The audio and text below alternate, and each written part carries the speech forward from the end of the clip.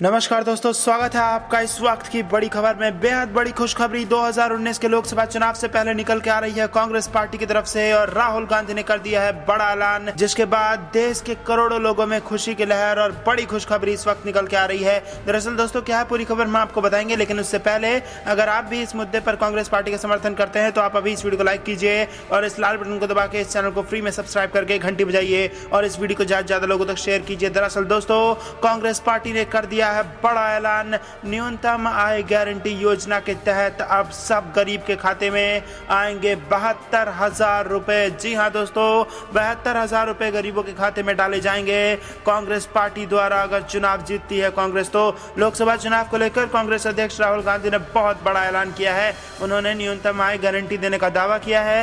उन्होंने कहा कि अगर पार्टी जीत दर्ज करती है तो सरकार देश के सबसे गरीब 20% जनता को 72,000 रुपए देगी। दरअसल दोस्तों उन्होंने कहा कि पिछले 5 वर्षों में देश की जनता को बहुत मुश्किल झेलनी पड़ी है और हमने निर्णय लिया है और हम हिंदुस्तान के लोगों को न्याय यानी कि न्यूनतम आय योजना के तहत न्याय देने जा रहे हैं। ऐसी योजना दुनिया में कहीं नहीं है। राहुल गांधी ने कहा कि हम 12,000 रुपए महीने की आय वाले परिवार को न्यूनतम आय गारंटी देंगे।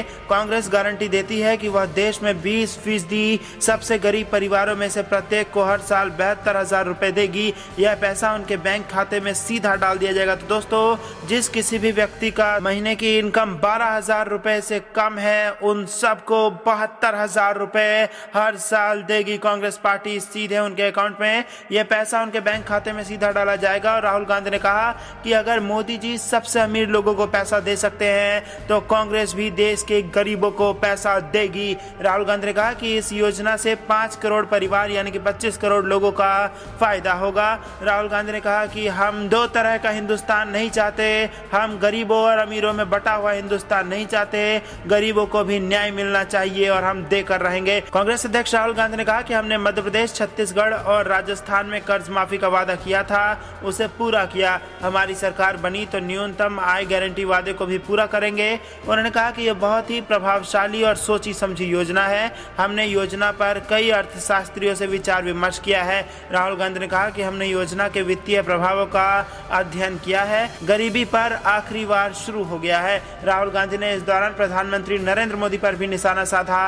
उन्होंने कहा कि वह केवल अनिल अंबानी जैसे लोगों की मदद करते हैं। पिछले 5 सालों में लोगों ने बहुत कुछ सहा है, हम उन्हें न्याय देंगे। आपको बता दें कि कांग्रेस पार्टी कल चुनावी घोषणा पत्र जारी करेगी। इससे ठीक एक दिन पहले राहुल गांधी ने बड़ा दाव चल दिया है और Congress party right to health का भी वादा कर सकती है। जी हां दोस्तों, बेहद बड़ी खुशखबरी इस वक्त कांग्रेस पार्टी से निकल के आ रही है। रुक करते हैं अगली बड़ी खबर की तरफ। कांग्रेस कल जारी करेगी चुनावी घोषणा पत्र और मिनिमम इनकम गारंटी के साथ राइट टू हेल्थ जैसा वादा कर सकती है पार्टी। दरअसल दोस्तों बेहद बड़ी खुशखबरी देश की जनता को देते नजर आ रही है कांग्रेस पार्टी चुनाव से ठीक पहले, और जिससे Bharatiya Janata party back foot पर जाते दिखाई दे रही है। आपको बता दें जहां एक तरफ भारतीय जनता पार्टी लगातार पाकिस्तान करके देश के गरीबों के मुद्दे को भटकाने की कोशिश करते हुए नजर आ रही थी, वहीं अब बैक फुट पर धकेलते हुए दिखाई दे रहे हैं राहुल गांधी। भारतीय जनता पार्टी को अब सारा का सारा मुद्दा गरीबी और बेरोजगारी पर आकर टिकता दिखाई दे रहा है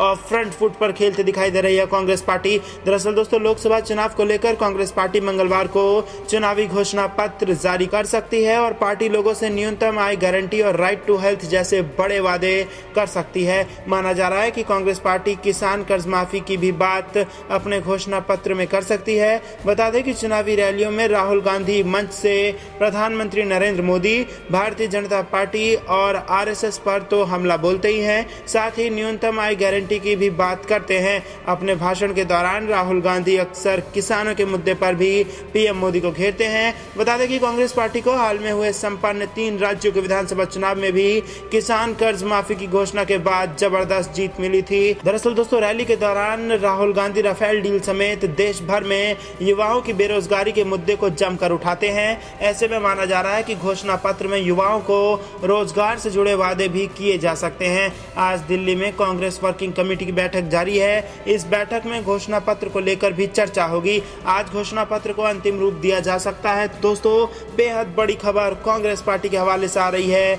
जबरदस्त मुद्दों की बौछार और फ्रंट फुट पर खेलते नजर आ रही है कांग्रेस पार्टी और जहां पर भारतीय जनता पार्टी लगातार पाकिस्तान अलाप कर मुद्दों को पलटने की कोशिश कर रही थी, ये यहां पर विफल होते हुए नजर आ रहा है। और आपको बता दें कि कांग्रेस पार्टी फिर से पूरा चुनावी मामला बेरोजगारी और गरीबी पर लेके आ चुकी है। रुक करते अगली बड़ी खबर की तरफ। लोकसभा चुनाव 2019 से बेहद बड़ी खबर। दिग्विजय सिंह बोले, मेरे खिलाफ भोपाल से चुनाव लड़े पीएम मोदी, मैं तैयार हूं। तो दोस्तों, दिग्विजय सिंह ने मध्य प्रदेश से सीधा पीएम मोदी को चुनौती दे डाली है कि अगर वो चाहें तो भोपाल से मेरे खिलाफ चुनाव लड़के दिखाएं। दरअसल दोस्तों, मध्य प्रदेश की राजधानी भोपाल से कांग्रेस उम्मीदवार दिग्विजय सिंह ने कहा कि प्रधानमंत्री नरेंद्र मोदी मेरे खिलाफ भोपाल से लड़ें। दिग्विजय सिंह ने कहा कि शिवराज सिंह हो या फिर साध्वी प्रज्ञा ठाकुर, मैं तैयार हूं। उन्होंने कहा कि हर चुनाव कठिन होता है, किसी भी चुनाव को आसान नहीं माना जाना चाहिए। पीएम मोदी इस बार भी यूपी के बनारस से ही चुनाव लड़ेंगे।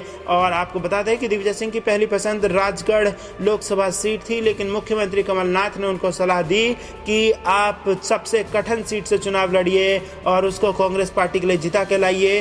तो उनकी सलाह के बाद उन्हें कांग्रेस के लिए कठिन माने जाने वाली भोपाल की सीट दे दी गई। इस सीट पर करीब 3 दशक से बीजेपी का कब्जा रहा है। बड़ी बात यह है कि बीजेपी पूर्व मुख्यमंत्री शिवराज सिंह चौहान को भोपाल से टिकट दे सकती है। भोपाल में प्रियंका गांधी के प्रचार करने को लेकर जब दिग्विजय सिंह से सवाल किया गया तो उन्होंने कहा कि मैं जरूर चाहता हूं कि प्रियंका गांधी प्रचार करने के लिए भोपाल आए, इससे कांग्रेस को बल मिलेगा। अयोध्या को लेकर उन्होंने कहा कि अयोध्या किसी की जागीर नहीं है, इस मामले में जो सुप्रीम कोर्ट तय करेगा वही सबको मान्य होगा। तो दोस्तों, बेहद बड़ी खबर। 2019 के लोकसभा चुनाव में दिग्विजय सिंह की प्रधानमंत्री मोदी को बड़ी चुनौती, कहा कि मेरे खिलाफ भोपाल से चुनाव लड़के दिखाएं पीएम मोदी। रुक करते हैं अगली बड़ी खबर की तरफ। प्रियंका गांधी का बड़ा बयान। बीजेपी नेता टी शर्ट की मार्केटिंग में व्यस्त हैं और असल मुद्दों पर ध्यान नहीं दे रहे हैं। तो जबरदस्त बयान यहाँ पर प्रियंका गांधी एक के बाद एक देकर भारतीय जनता पार्टी को घेरते नजर आ रही हैं। इससे पहले गन्ना किसान के मामले में भारतीय जनता पार्टी को घेरा था। अब एक और बड़ा बयान कि बीजेपी नेता टी शर्ट की मार्केटिंग में व्यस्त हैं और असल मुद्दों पर ध्यान नहीं है उनका। दरअसल दोस्तों, कांग्रेस महासचिव प्रियंका गांधी इन दिनों मिशन उत्तर प्रदेश में जुटी हुई हैं और उनके निशाने पर सूबे की योगी सरकार है। उन्होंने पिछले करीब 24 घंटे में 4 ट्वीट्स किए हैं, जिसमें उन्होंने हैशटैग सांची बात के साथ किसानों, शिक्षा मित्रों, आशा और आंगनबाड़ी कार्यकर्ताओं का मुद्दा उठाया और योगी सरकार को घेर लिया। प्रियंका गांधी ने आज शिक्षा मित्रों के एक समूह से मुलाकात के बाद ट्वीट कर कहा कि उत्तर प्रदेश के शिक्षा मित्रों की मेहनत का रोज अपमान होता है। सैकड़ों पीड़ितों ने आत्महत्या कर डाली है। जो सड़कों पर उतरे, सरकार ने उन पर लाठियां चलाई, रासुका दर्ज किया। बीजेपी के नेता टी शर्ट की मार्केटिंग में व्यस्त हैं, काश वो अपना ध्यान दर्दमंदों की ओर भी डाल देते। दरअसल दोस्तों, उन्होंने कहा कि मैं लखनऊ में कुछ अनुदेशकों से मिली। उत्तर प्रदेश के मुख्यमंत्री ने उनका मानदेय रुपए 8470 से रुपए 17,000 की घोषणा की थी, मगर आज तक अनुदेशकों को मात्र 8470 रुपए मिलता है। और आपको बता दें कि सरकार के झूठे प्रचार का शोर है, लेकिन अनुदेशकों की आवाज गुम हो गई है। तो दोस्तों, ये कहना था प्रियंका गांधी का। प्रियंका गांधी ने आगे कहा कि उत्तर प्रदेश के आंगनबाड़ी कार्यकर्ताओं और सहायिकाओं राज्य कर्मचारियों का दर्जा मांग रही हैं, लेकिन बीजेपी सरकार ने उनकी पीड़ा सुनने के बजाय उन पर लाठियां चलवाई। मेरी बहनों का संघर्ष मेरा संघर्ष है। पूर्वी उत्तर प्रदेश की प्रभारी प्रियंका गांधी ने कहा कि उत्तर प्रदेश की आशा कर्मी 9 महीनों के लिए गर्भवती महिलाओं की स्वास्थ्य की जिम्मेदारी उठाती है, जिसके लिए उन्हें मात्र 600 रुपए मिलते हैं। बीजेपी सरकार ने कभी उनकी मानदेय में बढ़ोतरी की सुध नहीं ली। उन्हें जुमले नहीं, जवाब चाहिए। हैशटैग सांची बात। प्रियंका गांधी ने कल गन्ना किसानों का मुद्दा उठाया था, जिसमें उन्होंने कहा था कि गन्ना किसानों के परिवार दिन रात मेहनत करते हैं,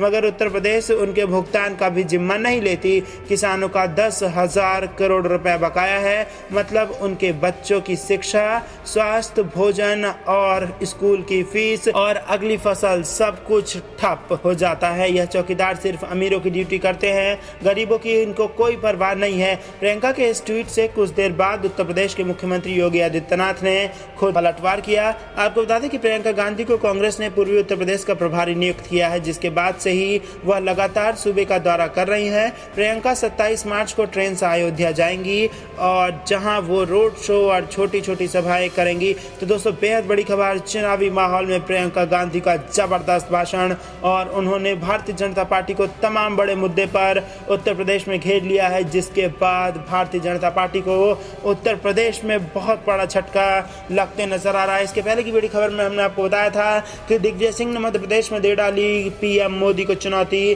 कहा हिम्मत है तो मेरे खिलाफ भोपाल से लड़के दिखाएं चुनाव। और इसके पहले की बड़ी खबर में हमने जिक्र किया था, कांग्रेस पार्टी कल घोषणा पत्र अपना जारी कर सकती है जिसमें बड़े वादे हो सकते हैं। मिनिमम इनकम गारंटी के साथ राइट टू हेल्थ जैसा वादा कर सकती है कांग्रेस पार्टी। और इसके पहले सबसे बड़ी खबर में हमने आपको बताया था कि कैसे बड़ी खुशखबरी देश की जनता को दी है कांग्रेस पार्टी ने, और बड़ा वादा करते हुए कहा कि 72,000 रुपए लोगों के खातों में डालेगी कांग्रेस पार्टी। तो दोस्तों ये थी बेहद बड़ी और जरूरी खबरें जो कि हमने आपको बता डाली। अब हर एक खबर में आप हमें अपनी राय जरूर बताइए। अंत तक बने रहने के लिए आप सभी का बहुत बहुत धन्यवाद। देख रहे थे आपका अपना चैनल द कंपेनी न्यूज। जय हिंद, जय भारत।